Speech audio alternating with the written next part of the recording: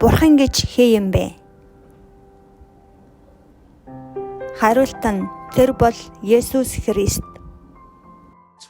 Би өөрийнхөө хичнээн сул дорой гэдгийг ойлгож мэдсэн хийгээд миний хязгаар аль хүртэл вэ гэдгийг мэддэг болсон. Ямар нэгэн зүйлд би байнгын шаналн зовж, юу нь мэддэхгүй зүйл намайг захирч, худалч нэгнэр гим нүгэл дотор амьдрагч нэгнэр амьдруулсаар байсан хийгээд зөв шударгыг тунхагладаг тэрнээ. Зөв шударгын талаарх үндсэн зарчимч миний дотор бинд байгаагүй тэгээд үгээрээ зөвхөн зөв шударгыг тунхаглаж бусад хүмүүсийн өмнө зөв шударга нэгэн шиг амьдрах тэр дүр төрхийг хуурамч төрхийг үзүүлж багахан үйлдэлийн дараа ч гэсэндээ зүрхэндээ үзэн ядалтыг тээдэг тэр нэгэн байсан байгаа. Тэгээд загалмайн үхэл гэдэг тэр нуус юу юм болоо?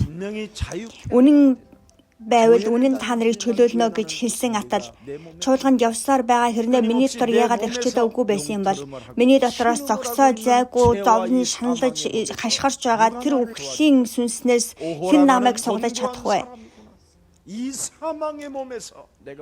Энэ үхлийн биес минь намайг хэн ангижруулах вүлээ? Тэгээд би сайн зүйлсийг хийдэг тэр амьдралыг сонгосон. Харин Библиэр хэлэхдээ зөв түн нэгч үгүй бүх хүн гим үлснээр Бурхны алдарт хүрдэггүй хэмээн Ром номдор хэлдэг. Гим нүглийн хөлс бол үхэл. Бид бүгдээрээ бузар муу байсан. Бидний хийдэг тэдгээр зөв шударгууд нь бүгд Бурхны хувьд бузар муу юм аа гэж. Бид бол навч шиг хатан үгүй болох тэр оршихуй. Салхи шиг үгүй болдог.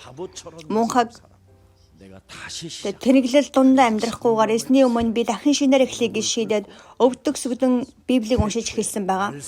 Эхэнд үг байсан. Берешит Элохим. Би бол бүтээгч бурхан, ийхүү айлцсан бурхан эзэн тэр хий юм бэ? Түүнийг би хэрхэн таньж мэдэж түүнтэй би яаж уулзах юм бэ? Есүсийг мэдснээс хойш бурхан хэн бэ гэдгийг би ойлгодог болсон байгаа.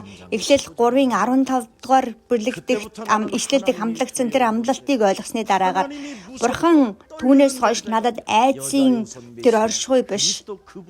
Эмэгтэй уруудан болох Месиа Христээр дамжуулан бурхан миний зүрх сэтгэлд амар амгалан өгсөн.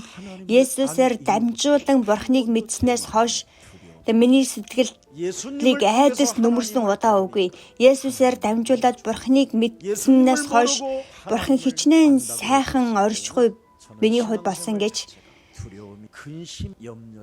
Есүсийг мэдэхгүйгээр бурханд итгэх гэж оролдох зүйл амьдрал маань тэр чигээр айдас санаа зовлт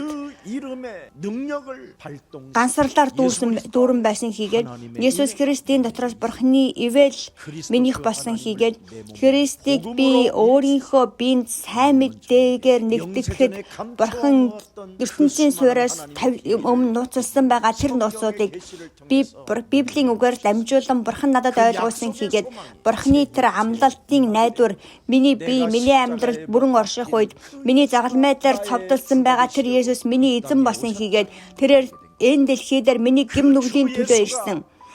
Тэр Есүс Христ өөрөө бурхан юм аа. Үйлс намын 20:36. Энэ дэлхийд үүнээс илүү ивэл нэгүсэл гэж үгүй гэж би гэж юу. Тиймээс бурханаас би үргэлж өдөр болгон бурхан ариун сүнсний бэлгийг өнөөдөр би танаас авахыг хүсэж байна. Ариун сүнсний дүүргэлтийг өгөөч. Тэгээ бид хэрхэн ариун сүнсний бэлгийг хүлээн авдаг вэ гэвэл Есүстэй хамт өдөр болгон өөрийгөө загалмай цовдох үед Есүс Христийн нэрээр би загалмайг усан баталгаа авсан шиг би өөрийнхөө хуучин хүний усанд болохох тэр үед дахин амьдралтын хүч чадал миний амьдралд өгөгддөг гэдгийг ойлгож төрөөс ахвалан Есүс бол Христ гэдгийг би өчн тунхаглаж эхэлсэн хийгээд Христийн дотор бурханы хүүхэд хийгээд миний арт бол Тэнгэрийн хаанчлал.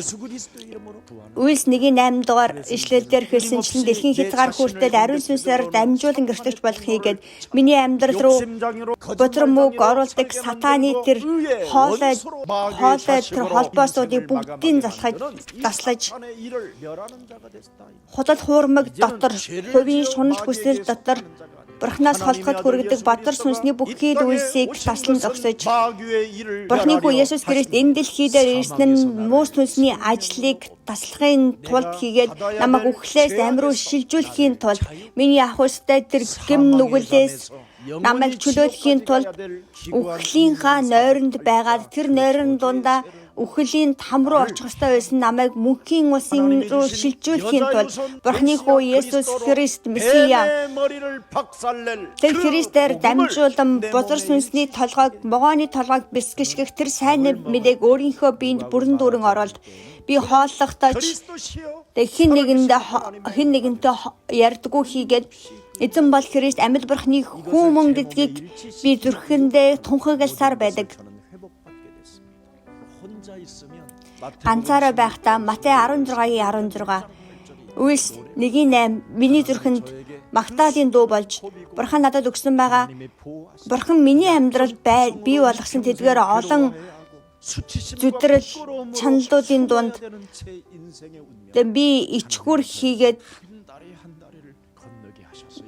ичгүүрээсээ болоод нүгдэх хэрэгтэй, нүгдэн амьдрах хэрэгтэй байсан. Тэдгээр үйл явдлуудын өнгөрсөн дунд ч гэсэн Бурхан намайг зоригтойгоор зогсох хүчийг өгсөн хийгээд Есүс Христийн нэрээр амьдарч авралыг хүлээн авсан Бурханы хүүхэд болсон хийгээд тэр Бурханы хүүхдийнхээ эрх мэдлийн тагуу залбирах үед Бурхан намайг дэлхийн илгээлтийн багийн гишүүн болгож өгсөн хийгээд би одоо Бурханы өмнө Бурханы үгийг дамжуулдаг тэр Бурханы үгийг дамжуулагч болсон хийгээд тэгээд гэм нүгэл хийгээд үхэлдээ хүлэгдсэн байгаа нэгнийг түүнээс нь салгахын тулд Бурхан намайг энэ газар зогсоож тэгээ энэ дэлхийн төлөө дуудагдсан нэгнийхээ тулд тэдний төлөө баярлаж, тэдний төлөө уйлж, тэдний төлөө би шаналж, тэдний төлөө зүрх минь хөдөлдөг. Урд өмнө нь би сэтгэл хөдлөлөө захирч чаддаггүй нэгэн байсан хийгээд одоо Есүс Христээр дамжуулан намайг хамгаалдаг Бурхан эзний өмнө зогсох тэр эрх мэдлийг Бурхан надад өгсөн. Та Есүс Христийн нэрийг дуудахтан таны амьдрал дэх бүх зүйл дахин сэргийгдэх болно. Тэр Есүс Христ таны аврагч болж, таны Бурхан болж, таны аав болж тэгээд Бурхан таныг өөрийн өв залгамжлагчаа болгох хийгээд Бурхан өв залгамжлын сүнсийг өөрийн хүмүүстээ өгнө гэж болсон. Тэгээд тэрээр өөрийнхөө эвэлэр бидний шин тэнгэр шин газрыг энэ дэлхийгээс өнгөрөн одох тэр үед Бурхан өвлүүлж өгөх хийгээд бид хаана амьдарч байсан ч гэсэндээ Бурханы өв залгамжлагч намайг хайрлаж, намайг энэ зогсоосон, намайг аварч өнгөрсөн хийгээд одоо миний ирээдүйн бүхий л асуудлыг минь загламайлаар шийдвэрлэсэн байгаа Бурханы хайрыг би одоо ч мэдэрсээр байна. Би эзнийг хайрладаг. Би ганцаараа гуниглан гутардаггүй.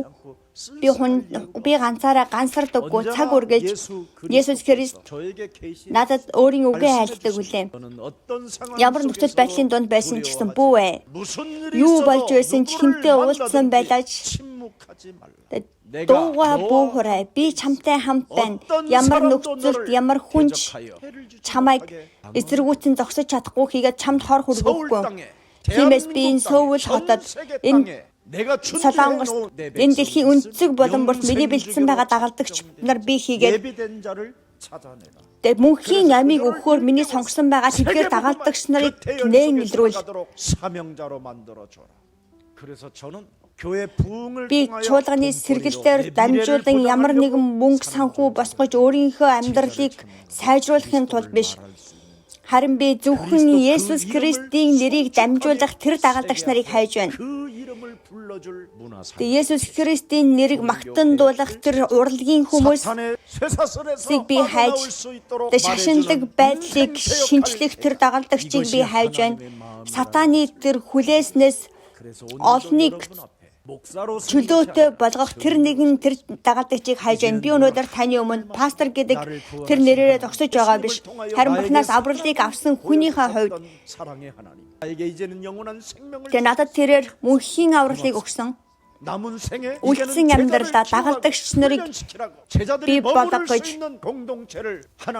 дагалдагч нарыг хамтдаа өсгөх тэр орчныг би болгож, тэднийг хоолдож, тэднийг хувцлаж, тэднийг сургамжилж тэднийг дагалдагч болгож энэ дэлхийн 237 улс үндэстнэлөө сайн мэдээ тараагч болгон илгээхийн тулд Бурхан намайг энэ газар тогсоосон.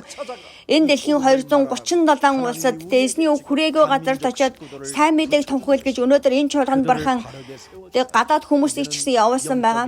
Тиймээс та сүнслэг нүдээ нэгээд өөрийнхөө сүнсэндээ өөрийнхөө ажлын талбарт таны амьдралд чинь ямар нэгэн алдаа дутагдал бүү гараасаа хэмээн Есүс Христийн нэрээр юрөөж байна.